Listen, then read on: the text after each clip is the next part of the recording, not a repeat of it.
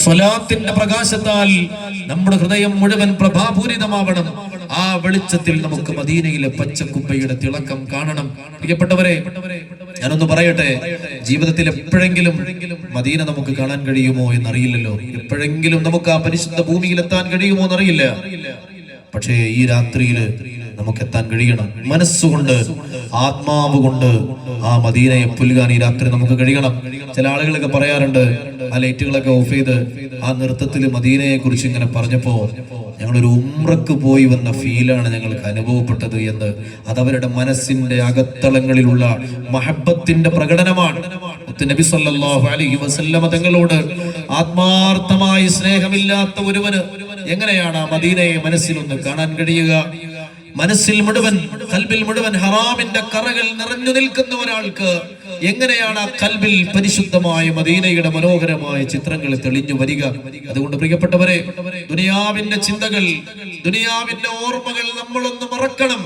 പൂർണ്ണമായി നമ്മുടെ മനസ്സിൽ നിന്ന് ദുനിയാവിന്റെ ചിന്തകളെ നമ്മളൊന്ന് മാറ്റിവെക്കണം.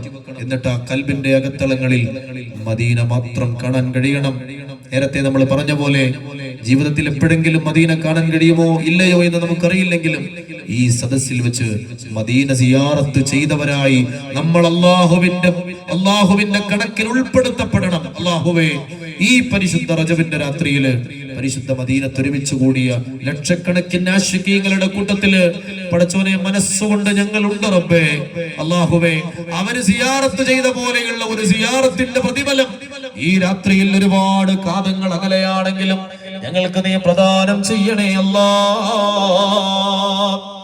ഈ സ്റ്റേജിലേക്കുള്ള ലൈറ്റ് കൂടി ഓഫ് ചെയ്യണേ ഇൻഷാ അല്ലാഹ്. ഒരല്പ നേരത്തേക്ക് മാത്രമാണ് സഹോദരങ്ങളെ.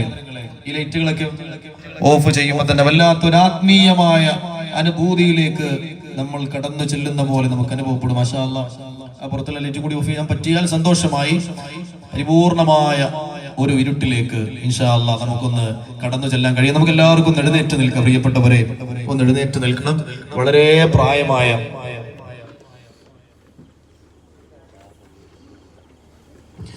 പ്രായമായ ആളുകൾ ഉണ്ടെങ്കിൽ അവർക്ക് ഇരിക്കാവുന്നത്. ആരെയും നിർബന്ധിക്കുന്നില്ല സഹോദരങ്ങളെ. ഇൻഷാ അല്ലാഹ്. പുറത്തുള്ള ലൈറ്റ് ഓഫ് ചെയ്യാൻ പറ്റുമോ? പറ്റിയ നല്ലത്.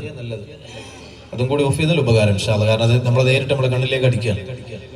പ്രകാശം, നമ്മുടെ പ്രകാശമോ അല്ലെങ്കിൽ ശബ്ദമോ ഇനി നമ്മളെ ശല്യപ്പെടുത്താൻ പാടില്ല. പ്രിയപ്പെട്ടവരെ, തുറന്ന ആകാശത്തിന് താഴെ, അള്ളാഹുവിന്റെ വലിയ കുദ്റത്തുകൾക്ക് താഴെ നമ്മള് പടച്ചവനിലേക്ക് മനസ്സ് ചേർത്ത് വെക്കാൻ പോവുകയാണ്.